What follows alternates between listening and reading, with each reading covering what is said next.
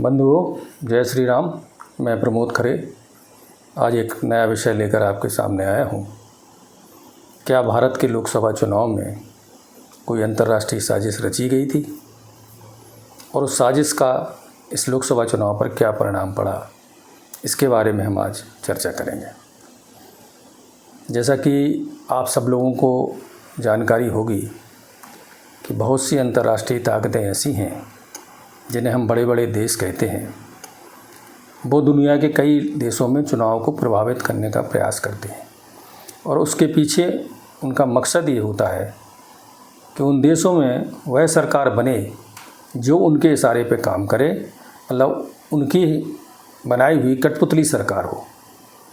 ऐसा है प्रयास जो देश बड़े बड़े देश हैं, अमेरिका है, इंग्लैंड है, फ्रांस है, चीन है, इस तरह की प्रयास वो कई देशों में करते रहे हैं। आपको याद दिलाऊं, 2016 में जब अमेरिका में राष्ट्रपति का चुनाव हुआ था, तब वहाँ हिलेरी क्लिंटन और ट्रंप के बीच में जब चुनाव हुआ था, उसमें ट्रंप चुनाव जीते और हिलेरी क्लिंटन चुनाव हारी। तब हिलेरी क्लिंटन ने ये आरोप लगाया था कि रूस ने हमारे देश के चुनाव को प्रभावित किया, इस कारण से हम चुनाव हारे हैं। और उस पर जांच भी हुई। जांच में भी ये तथ्य पाया गया कि रूस ने अमेरिका के चुनाव में हस्तक्षेप किया था। तो मेरा कहने का मतलब ये है कि ये अंतर्राष्ट्रीय ताकतें, क्योंकि ये चाहती हैं कि पूरे विश्व में हम जैसा चाहते हैं वैसा होना चाहिए, परंतु मोदी जी के कारण ये भारत में संभव नहीं हो पा रहा था। एक और बहुत 1988 का एक उदाहरण है पाकिस्तान का। पाकिस्तान के तानाशाह जुल्फ़िकार अली भुट्टो को हटाकर जिया-उल हक ने वहाँ पाकिस्तान में सत्ता अपने हाथ में ले ली थी और वो वहाँ के राष्ट्रपति बन गए थे। उनका एक विमान दुर्घटना में उनकी हत्या हो गई थी। वो जिस विमान में सवार थे उसमें बम था, इस तरह की रिपोर्टें आई थी और उसमें जितने लोग भी बैठे थे वो सारे लोग मारे गए थे। उसमें एक रिपोर्ट ये भी थी कि आखिरी समय में एक जनरल जिन्हें उस विमान में जाना था, वो किन्हीं कारण से वो उस विमान में नहीं गए और बाद में वही जनरल पाकिस्तान के सेना प्रमुख बनाए गए, जिनका नाम मिर्ज़ा असलम बेग था। और उन्हें भी बाद में जो इस तरह की चर्चाएं हुई थी कि उन्हें अमेरिका का उनके ऊपर हाथ था और इस षड्यंत्र में अमेरिका की भागीदारी थी। तो मेरा कहने का मतलब ये है कि जो भारत में लोकसभा के चुनाव हुए, उसमें भी अंतर्राष्ट्रीय ताकतों ने मोदी जी को हराने के लिए, भारतीय जनता पार्टी को हराने के लिए कई तरह की साजिशें रची हैं। उसमें कुछ रिपोर्ट्स आई हैं, मीडिया रिपोर्ट्स आई हैं। उसमें फ्रांस, अमेरिका और इंग्लैंड, इन लोगों ने एक सुनियोजित तरीके से इस देश में एक अभियान चलाया मोदी के खिलाफ। फ्रांसीसी मीडिया ने मोदी को एक निशाना बनाकर दर्जनों लेख प्रकाशित किए हैं, दर्जनों अखबारों में। और वहाँ का जो रेडियो फ्रांस इंटरनेशनल है, उसमें इस तरह की प्रोपोगंडा रिपोर्ट प्रकाशित की गई, जिससे कि मोदी को एक तानाशाह के रूप में प्रकाशित किया गया कि मोदी एक तानाशाह है। एक वहाँ की एक संस्था है डिसइंफॉर्मेशन लैब, इसने संस्था ने एक रिसर्च ग्रुप के माध्यम से उन सारे लेखों का, जितने भी मीडिया में प्रकाशित हुए थे, उन सब का अध्ययन किया और ये पाया कि इन सारे मीडिया रिपोर्ट्स में बीजेपी विरोधी और मोदी विरोधी अभियान को प्रमुखता के रूप से शामिल किया गया था। फ्रांस का एक सबसे पुराना अखबार है ले मोंडे, ये बहुत ही प्रभावशाली अखबार है फ्रांस का। इसने इस तरह के लेखों को प्रकाशित किया जिससे कि लोगों के जनमानस में एक छवि उभरे कि मोदी तानाशाह है।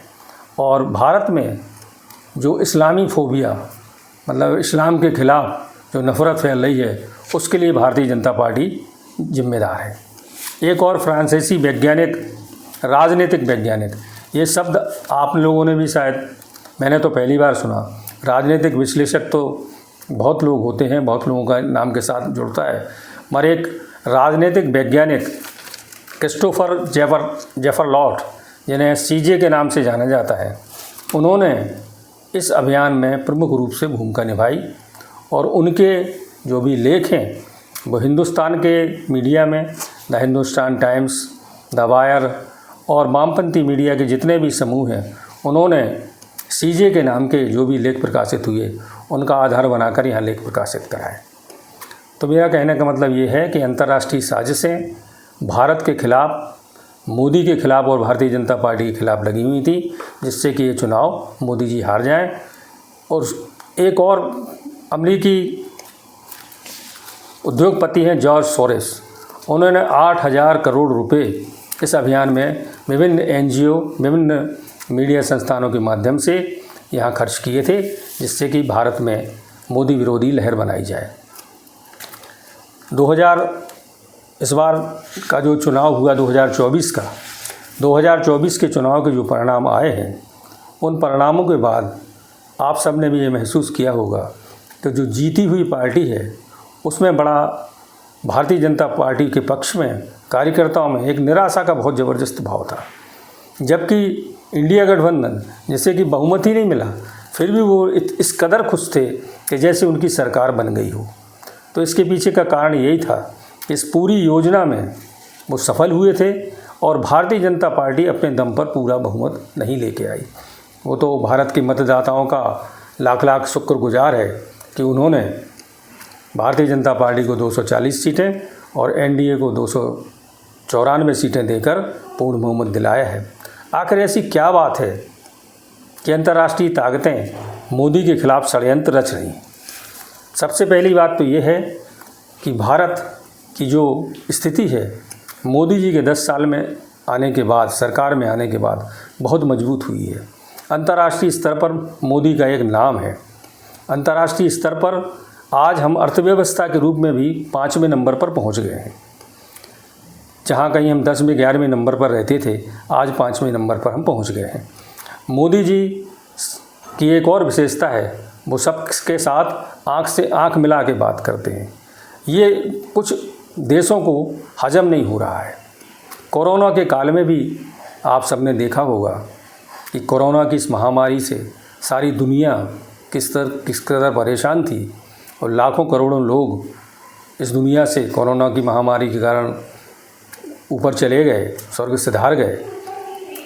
इसके बाद भी कोरोना की महामारी को मोदी जी ने जिस तरीके से हैंडल किया, जिस तरीके से कोरोना की जो वैक्सीन बनाई, वो अपने आप में बहुत बड़ी उपलब्धि है। कोरोना की वैक्सीन जो कि पूर्णतः भारत में निर्मित थी और उसको बनाने के लिए हमारे जो वैज्ञानिक हैं उन्होंने बहुत मेहनत की और मोदी जी ने उन्हें सपोर्ट किया। अगर आप एक पिक्चर है आपने देखी हो, द वैक्सीन बार, अगर आप उस पिक्चर को देखें तो आप उस पिक्चर को देखने के बाद आपको समझ में आएगी कि इस वैक्सीन को बनाने के लिए किस तरह से भारत के वैज्ञानिकों को हतोत्साहित किया गया, किस तरह के षड्यंत्र रचे गए कि ये वैक्सीन भारत में ना बन पाए और जिससे कि हम विदेशों से उस वैक्सीन की सप्लाई की जा सके। मगर ये मोदी जी और भारत के वैज्ञानिक डटकर खड़े रहे और न केवल भारत के करोड़ों लोगों की जान बचाई, जबकि मोदी जी ने उस वैक्सीन को कई देशों में सप्लाई करके इस मानवता की बहुत बड़ी सेवा की है। एक और जो कारण है कि मोदी जी ने अभी जो चीन का डटकर सामना किया है, जब चीन ने हमारे बॉर्डर पर, जो कि वो गलवान घाटी में आप सबको पता होगा बहुत विषम परिस्थितियाँ बनी थी, हमारे सैनिक भी उसमें मारे गए थे और चीन ने तो खैर ये बताया नहीं था कि उसके कितने सैनिक मारे गए, मगर हमारे भारत के सैनिकों से चौगुने की संख्या में भी चीन के सैनिक हताहत हुए थे। क्योंकि चीन में मीडिया पर प्रतिबंध है, कम्युनिस्ट पार्टी का शासन है, इसलिए वहाँ से कोई रिपोर्ट नहीं आ पाई। तो वहाँ भारतीय सेना ने जो डट के मुकाबला किया, उससे चीन सहित कई देशों की आंखें अपने आप में खुल गईं कि ये भारत आज एक बदला हुआ भारत है। मोदी जी एक बदले हुए नेता हैं और मोदी जी के कारण जो अंतर्राष्ट्रीय स्तर पर भारत की G20 के बाद जो धाक बनी है, उससे भी बहुत सारे अंतर्राष्ट्रीय जो देश हैं वो भारत के खिलाफ षड्यंत्र कर रहे थे। दूसरा, मोदी जी ने जो मेक इन इंडिया का कार्यक्रम चलाया, मेक इन इंडिया के कारण हमारी सेना के क्षेत्र में हमने हेलीकॉप्टर, स्वदेशी हेलीकॉप्टर, हल्के लड़ाकू हेलीकॉप्टर बनाए। हमने अपना युद्ध विमान वाहक पोत भी INS विक्रांत बनाया और हम आज कई हथियारों का निर्माण कर रहे हैं। और न केवल अपने देश की हम सुरक्षा कर रहे हैं, हम कई देशों को हथियार सप्लाई भी कर रहे हैं। तो ये जो बड़े बड़े देश जो दो देशों को लड़ा करके हथियार सप्लाई करते थे, आज वो भी संकट में हैं कि ये मोदी जी आखिर करने वाले क्या हैं। बहुत सारी ऐसी चीज़ें हैं जिस पे हमने विदेशों में भारत की निर्भरता को कम किया है। मोदी जी ने ये हमारा जो चंद्रयान मिशन है उससे भी पूरे विश्व को आश्चर्य में डाल दिया कि चंद्रयान मिशन जो हमारा सफल हुआ और हम जिस दक्षिणी ध्रुव पर पहुँचे, उस दक्षिणी ध्रुव पर किसी भी बड़े बड़े देशों का मिशन सफल नहीं हो पाया है। उस कारण मोदी जी की जो स्थिति है, भारत की जो स्थिति है, आज विश्व में बहुत सारे देश भारत की ओर आशा लगा के देख रहे हैं। आप खुद देख रहे होंगे मीडिया में, टीवी में, कि कई राष्ट्राध्यक्ष तो ऐसे हैं जो मोदी जी के पैर छू रहे हैं। इन सब कारणों से, बढ़ती हुई धाक के कारणों से ये अंतर्राष्ट्रीय स्तर पर मोदी को हराने की साजिश इन बड़े बड़े देशों ने की थी। और ये तो भारत के मतदाता इसके लिए बधाई के पात्र हैं, क्योंकि मोदी जी और भारतीय जनता पार्टी, इनका जो मजबूत पक्ष था वो था हिंदुत्व और विकास। तो इस चुनाव को ना हम हिंदुत्व पे ना लेके जा पाएँ और विकास पे ना लेके जा पाएँ, इसलिए हिंदुओं को जातियों में बांटने का जो षड्यंत्र किया गया, आप देख रहे होंगे हमारे जितने भी विरोधी दल के नेता हैं वो सारे लोग इस पूरे चुनाव में जातिगत जनगणना, जिसकी जितनी हिस्सेदारी उसको उतनी हिस्सेदारी, जिसकी जितनी संख्या भारी उसको उतनी हिस्सेदारी, तो ये जातियों में बांटने का जो काम किया।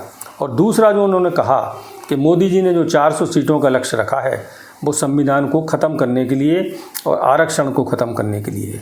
तो हमारे जितने भी दलित भाई बहन हैं उन पर इसका बहुत ज़बरदस्त प्रभाव पड़ा और वो उत्तर प्रदेश नहीं सहित देश के पूरे चुनाव में उसका असर हुआ, क्योंकि हमारे जो दलित भाई बहन हैं वो आरक्षण और संविधान को सबसे पहले मानते तो हम सब भी लोग हैं, मगर वो उनके लिए डॉक्टर भीमराव अंबेडकर एक भगवान की तरह हैं। जो हमारे दलित वर्ग के लोग हैं वो अपने घरों में अंबेडकर की पूजा करते हैं। और जब उनको ये बताया गया कि संविधान और आरक्षण खत्म हो जाएगा, जो कि एक झूठा प्रचार था, और इस तरह का प्रचार करके दलित वर्ग को भी भ्रमित करके हिंदुओं को जातियों में बांट करके मोदी को हराने का जो अंतर्राष्ट्रीय साजिश थी, प्रोपोगंडा था, मीडिया समूह, कई अंतर्राष्ट्रीय देश इस सारे अभियान में शामिल थे, विभिन्न राजनीतिक पार्टियां उसमें शामिल थी। मगर धन्य है ये भारत की जनता जिसने 2024 के लोकसभा चुनाव में इस अंतर्राष्ट्रीय साजिश को नाकाम किया है। भले ही भारतीय जनता पार्टी की 240 सीटें आई हैं, परंतु NDA को स्पष्ट बहुमत दे करके मोदी जी को फिर से इस देश का प्रधानमंत्री बनाया है। इस भारत की जनता ने अंतर्राष्ट्रीय साजिश को नाकाम किया है और भारत की जनता ने उन अंतर्राष्ट्रीय शक्तियों को ये जवाब दिया है कि हमारा मोदी में विश्वास यथावत कायम है। आज का ये वीडियो आपको कैसा लगा? आप अपनी प्रतिक्रिया ज़रूर दें और मुझे प्रोत्साहित करने के लिए मेरे चैनल को सब्सक्राइब ज़रूर करें। जय हिंद, जय श्री राम दोस्तों।